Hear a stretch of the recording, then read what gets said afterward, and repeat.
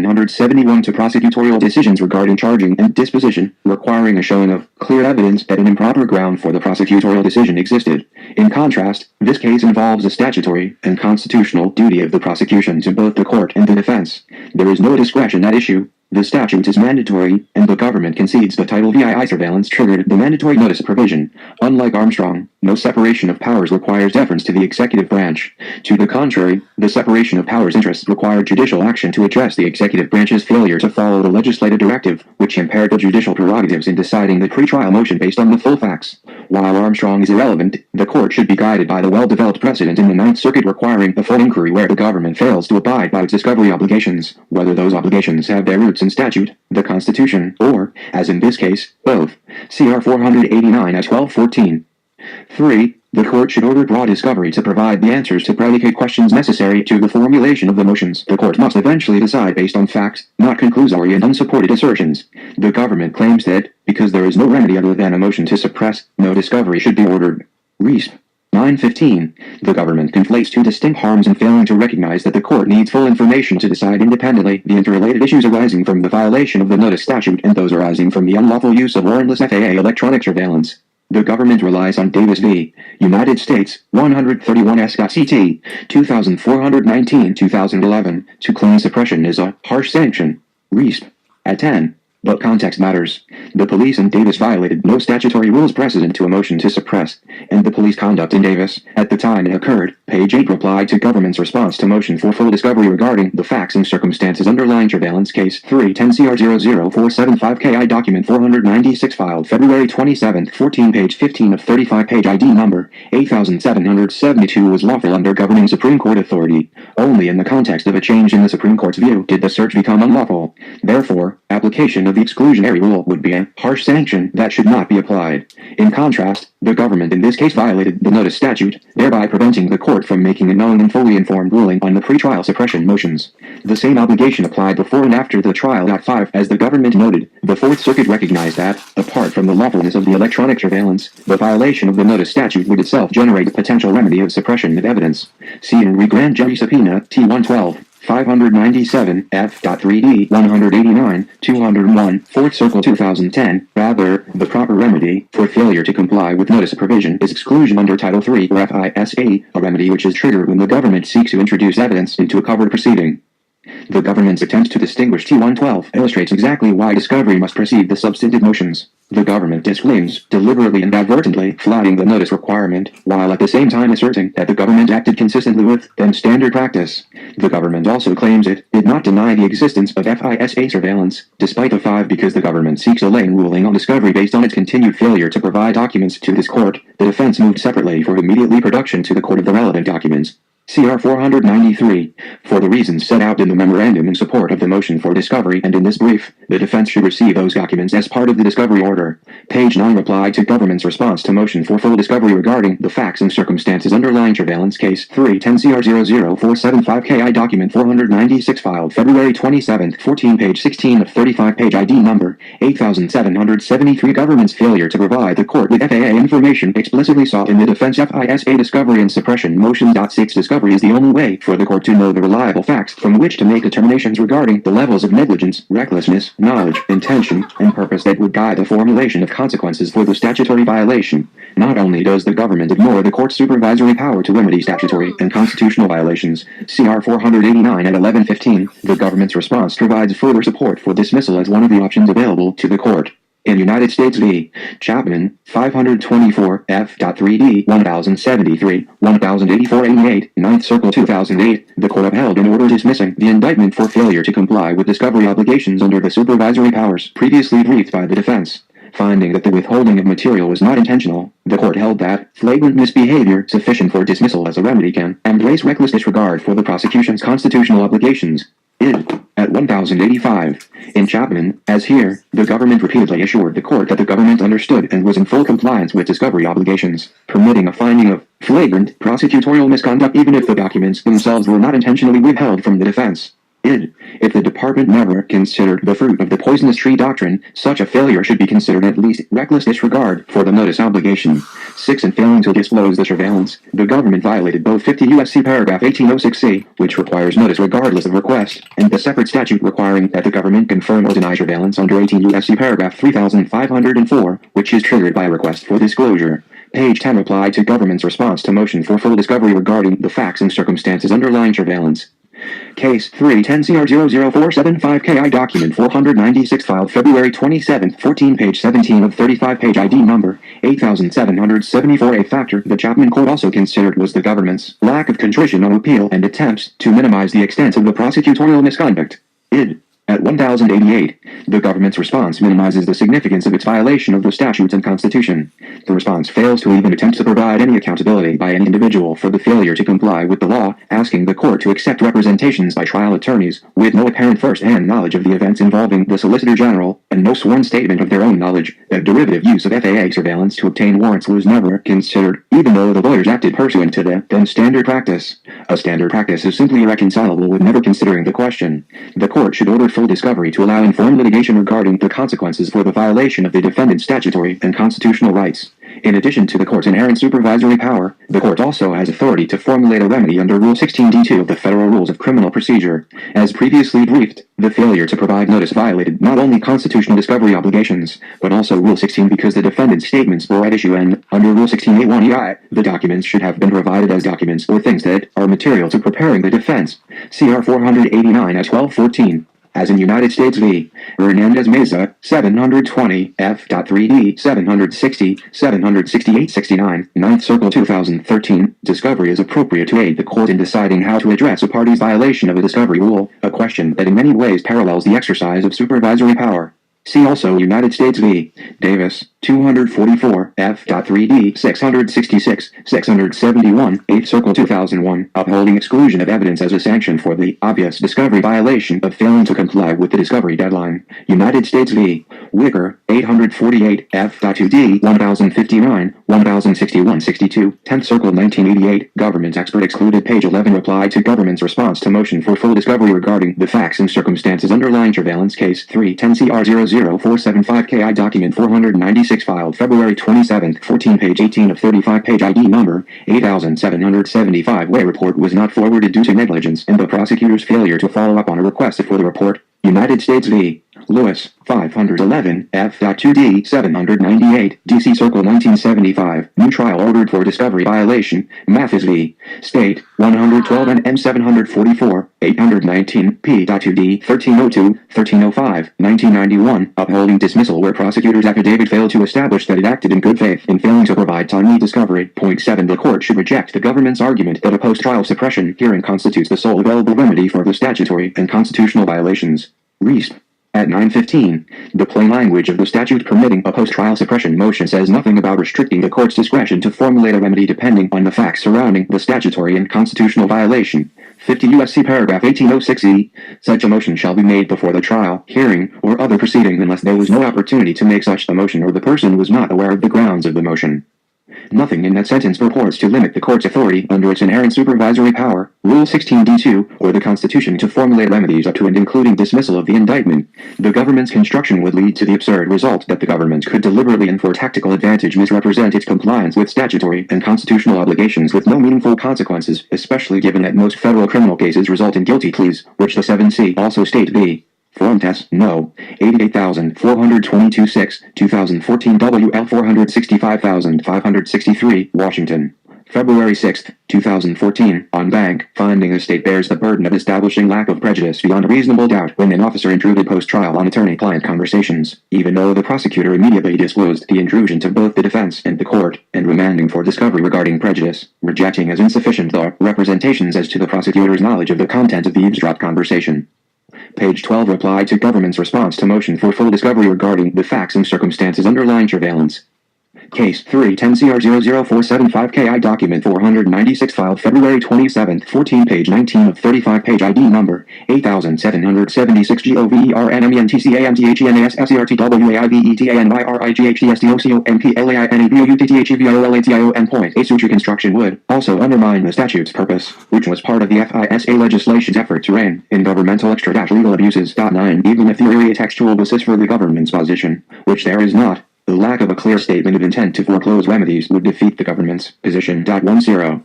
4. The court should presume from the statutory violation that the government acted knowingly and deliberately, which is not rebutted by the briefing of trial lawyers who provide no information under oath, under penalty of perjury, based on actual knowledge. Ironically, the government invokes a presumption of regularity even while admitting the statutory violation. RESP. At 9N.5, under the applicable case law, such a presumption applies to discretionary decisions within the executive branch's exclusive authority, such as the decision to investigate, to prosecute, to plea bargain, and to charge. United States v. Wilkerson, 208 F.3d 794, 799 800, 9th Circle 2000. There is no discretion to which the court can defer in the context of a mandatory notice statute. The government does not dispute that the statute applied and that it was mandatory. Further, the government cites no case applying a presumption of regularity where the government violated a statute. Under these circumstances, and in light of the existing record, the H.C. Griffin v. Oceanic Contractors, Incorporated, 458 U.S. 564, 575, 1982, interpretations of a statute which would produce absurd results are to be avoided if alternative interpretations consistent with a legislative purpose are available. 9. When interpreting the statute, words and phrases must not be read in isolation, but with an eye toward the purpose and context of the statute. United States v. Patry, 731 F.3d 833, 839, 9th, CIR.2013, quoting Dolan v. U.S. Postal SCR 546 U.S. 481, 486, 2006. Tennessee Trinidad v. Garcia v. Thomas, 683 F.3d 952, 956, 9th Circle 2012. Statute must contain a particularly clear statement to be construed to repeal the historic remedy of the writ of habeas corpus. Page 13 reply to government's response to motion for full discovery regarding the facts and circumstances underlying surveillance. Case 310-00475KI document 496 filed February 27, 14 page 20 of 35 page ID number 8777. Presumption should be that the government acted knowingly and unlawfully and for a bad purpose in the absence of strong rebuttal based on affirmatively established facts. Such a presumption from the law violation should be subject to testing by both discovery and by an adversary proceeding in which the government's sworn facts can be challenged or conceded. Nothing approaching that level of governmental accountability has occurred to date. Once the defendant establishes a prima facie case that the government violated a statute, the burden should shift to the government to rebut the presumption that the government acted wrongfully to the prejudice of the defendant. See McDonnell Douglas Corporation v. Green, 411 U.S. 792, 80405, 1981. Once prima facie case of discrimination established, burden shifts to employer to establish absence of discrimination. Coolidge v. New Hampshire, 403 U.S. 443, 454-55, 1971. Searches conducted outside the judicial process are per se unreasonable subject to the government bearing the burden of establishing a jealously and carefully drawn exception. Based on the notion that the law is definite and knowable, the common law presumption that every person knows the law has been applied to defendants in construing criminal statutes. See, e.g., United States v. INTL Minerals and Chem, Corporation, 402 U.S. 558, 1971. Handling v. United States, 418 U.S. 87, 119 124, 1974. Boyce Motor Lines, Incorporated v. United States, 342 U.S. 337, 1952. Such a presumption is especially appropriate when applied to the government, with its special responsibility to execute the laws. C. Berger v. United States, 295 U.S. 78, 88, 1935. The United States Attorney is the representative not of an ordinary party to a controversy, but of a sovereignty whose obligation to govern impartially is as compelling as its obligation to govern at all, and whose interest, therefore, in a criminal prosecution is not that it shall win a case, but that justice shall be done. Page 14 reply to government's response to motion for full discovery regarding the facts and circumstances underlying surveillance case 310-CR00475KI document 496 filed February 27, 14 page 21 of 35 page ID number 8778. The government's response is utterly inadequate to establish any meaningful account of the statutory violation. Not only is the brief vague, conclusory, and contradictory, there is no sworn statement or declaration by a person with knowledge regarding what happened. The brief is signed by 3 trial attorneys, none of whom purports to have first-hand knowledge of why the Solicitor General said what he said, and why the Attorney General conducted a review of cases involving Title VII, and the trial attorneys provide no indication of who knew what when about the Title VII electronic surveillance in this case. The court should reject the government's invitation to proceed in secret, based on a presumption of regularity, without the type of actual inquiry into the underlying facts required by Ninth Circuit law. See Hernandez-Meza, 720, F.3d at 768-69, remanding for a hearing on facts and reasons behind failure to comply with Rule 16 obligation to produce exhibit pretrial to the defense. 5. The public interest favors full discovery given the government's extrajudicial use of its vague, conclusory, and inconsistent brief. The government has apparently used its brief on this motion extrajudicially to respond to a letter from United States senators regarding representations by the Solicitor General about notice of FAA surveillance under 50 U.S.C. paragraph 1806C. Charlie Savage, Justice Department, informs inmate of pre-arrest surveillance, February 25, 2014. The acting chief of the National Security Division pointed to a recent filing in the Oregon case in which the department explained the revised policy, telling Senator Martin Heinrich, Democrat of New Mexico, that he will distribute it to prosecutors across the country, so they know exactly what our position is on that issue. Point 11. The government's use of 11 letter from Senators Udall, Wyden and Heinrich to Solicitor General Verrilli, November 20, 2013, available at https://www.documentcloud.org/documents/83783-11201-3-clapper-d-amnesty-letter-1.html, attached as Exhibit A. Page 15. Reply to government's response to motion for full discovery regarding the facts and circumstances underlying surveillance. Case 310-CR00475-KI Document 496 filed February 27, 14 page 22 of 35 page ID number 8779. Its response emphasizes the need for transparency, discovery, and adversary proceedings regarding the belated notice in this case. Who knew what when? Those questions have never been answered. The brief, signed by 3 trial-level attorneys, purports to provide the court with the assurance that the Solicitor General's representations dealt with a different issue. RESP. At 8N.4, but without sworn statements of persons with knowledge, the court and the senators and public have no basis for accepting the vague, conclusory, and inconsistent statements in the brief. Are there post hoc rationalizations formulated after the exposure of the undeclared policy of providing no notice when warrantless Title VII surveillance led to warranted Title I surveillance? Was the Solicitor General misled? But, retrospectively, lawyers in Washington have formulated a correct line that the statement could be justified by a highly technical rejiggering of the rationale, even though it would require ignoring generations of law under the fruit of the poisonous tree doctrine. What was the policy and practice at the relevant times prior to the trial? In this particular case, who knew about the Title VII surveillance? What was done with that information? Who decided not to provide the notice?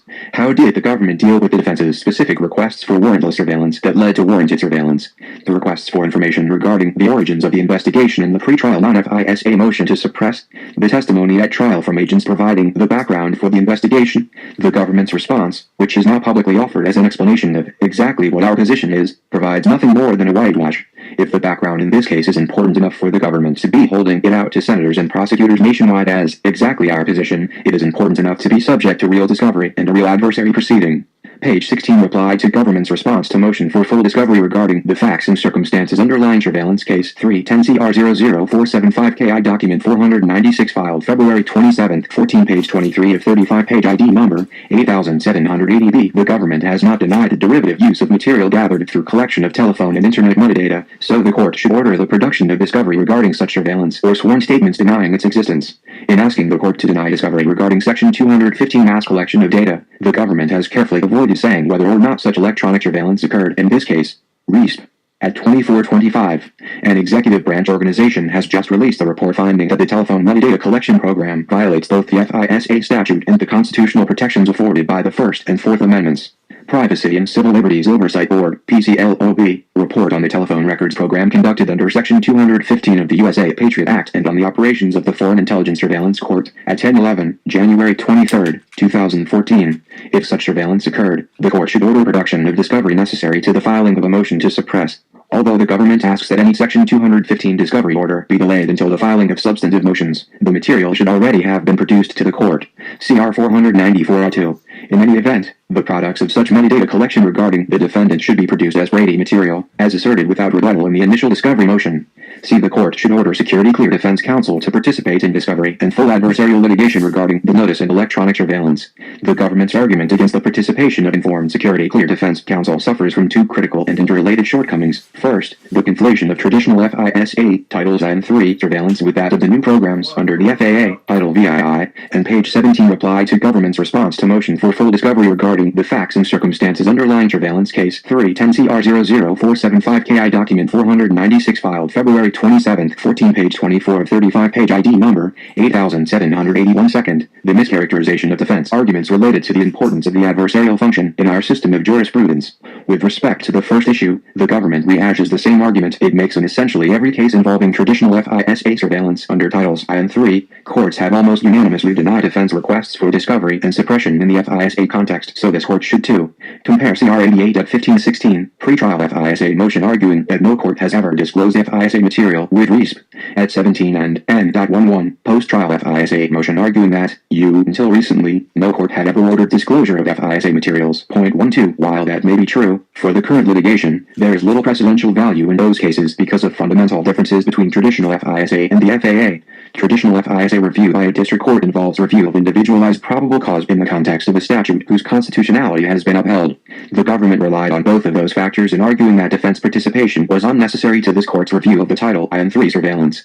CR 88 at 3, 1618. However, while citing the same cases now, the government fails to note that neither circumstance is present here. Due to the previous failures to provide criminal defendants notice of Title VII surveillance, no district or appellate court has ever ruled on the constitutionality of the FAA, and, rather than reviewing a single probable cause 12v until recently, qualification reflects that 1 month ago a district court granted disclosure of traditional Title I and III FISA material in United States v. Dode, No. 12 CR 723, 2014 WL 321384, NDL, January 29, 2014, unpublished, finding no persuasive national security concerns where defense counsel held security clearances.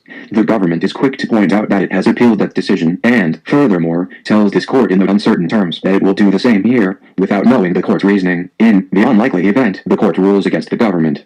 RESP, at 24 N.19, page 18 reply to government's response to motion for full discovery regarding the facts and circumstances underlying surveillance. Case 310-00475-KI document 496 filed February 27, 14 page 25 of 35 page ID number 8782 determination. This court is likely to be asked to approve programmatic surveillance as applied to the case at bar. Whatever merit may exist in the government's argument about defense participation in traditional FISA review, it is wholly inapplicable to the FAA context. The fundamental difference between traditional FISA and the FAA was highlighted by former FISC Judge James Robertson in testimony before the Privacy and Civil Liberties Oversight Board, PCLOB. Judge Robertson characterized the ex parte FISA process as judicial approval rather than adjudication, given the lack of an adversarial party, with secret proceedings working fine in the context of traditional Title I and III surveillance. PCLOB hearing at 35, July 9, 2013.13. However, Judge Robertson rejected the government's failure to distinguish between individual probable cause determinations and challenges to programmatic intrusions on all Americans. First, the FISA process is ex parte, which means it's one-sided, and that's not a good thing. And secondly, under the FISA Amendment Act, the FISA court now approves programmatic surveillance, and that I submit and will discuss for a few minutes, I do not consider to be a judicial function. Id. At 34, according to Judge Robertson, the programmatic reviews are fundamentally different from probable cause determinations: T. Hat's not the bailiwick of judges. Judges don't make policy. They review policy determinations for compliance with statutory law, but they do so in the context, once again, of adversary process. 13 available at http://www.pclog.gov/all%20 documents/July%209,%2013%20 work shop%20 transcripts.pdf. Page 19 reply to government's response to motion for full discovery regarding the facts and circumstances underlying surveillance. Case 310-00475-KI document 496 filed February 27, 14 page 26 of 35 page ID number 8783 at 36. Because approval of FAA programs is so different than the approval of individual warrants under Titles I and III, Judge Robertson concluded that this process needs an adversary. Id. At 37, there was, of course, no informed advocate in place to challenge the government's interpretation and application of the FAA before the FISC. The government now seeks to prevent an informed advocate from challenging the FAA before any court. This argument upends the very foundation of our system of jurisprudence and gives unprecedented and unchecked power to the executive branch. While the government correctly cites precedent that approves of the ex parte process with respect to reviewing individual warrants and probable cause under Titles I and III of FISA, it provides no precedent to support the expansion of that secret process into the review of programmatic surveillance under the FAA. In fact, a key rationale for approving the ex parte process for traditional FISA warrants is that the materials are straightforward and readily understood, and the issues are uncontroversial and not complex. CR 88 at 17, case law quotations cited by the government to support exclusion of defense from review of Title I and III surveillance materials. In contrast, the issues presented by the FAA are novel, complex, previously unreviewed by district or appellate courts, and, as the recent media attention has shown, highly controversial. Informed advocacy is necessary as a basic requisite of our rule of law. The government's remaining argument against informed advocacy requires little response, as it simply mischaracterizes the defense position. The government states that defendant's argument for additional discovery rests on the premise that Alderman v. United States 394 U.S. 165, 1969, constitutionally mandates disclosure to the defense. This premise is faulty. RISP, at page 20, replied to government's response to motion for full discovery regarding the facts and circumstances underlying surveillance case 310 CR 00475 KI document 496 filed February 27, 14, page 27 of 35, page ID number 878423. See also RISP, at 21, same, mandates disclosure phrase. That premise is indeed faulty, which is why the defense actually argued the following. The defense has repeatedly cited Alderman v. United States for the proposition that counsel should have the opportunity to review classified material because of the importance of the defense perspective in determining the significance of surveillance activity. CR 489 at 25. While the government spends significant time refuting that Alderman constitutionally mandates disclosure, it fails to address the point that the Supreme Court and the defense actually make, that the defense is in a unique position to assess the significance of surveillance activity and can substantially reduce the incidence of error through the adversary process. This is hardly a newfound or controversial proposition, but rather a basic recognition of the role of criminal defense counsel in an adversarial system. Moreover, as the above discussion of the fundamental change from traditional Title I and III surveillance to Title VII surveillance makes clear, the role of an advocate opposing the government has become even more critical in light of the shift from individual warrants to programmatic surveillance. An informed advocate will provide this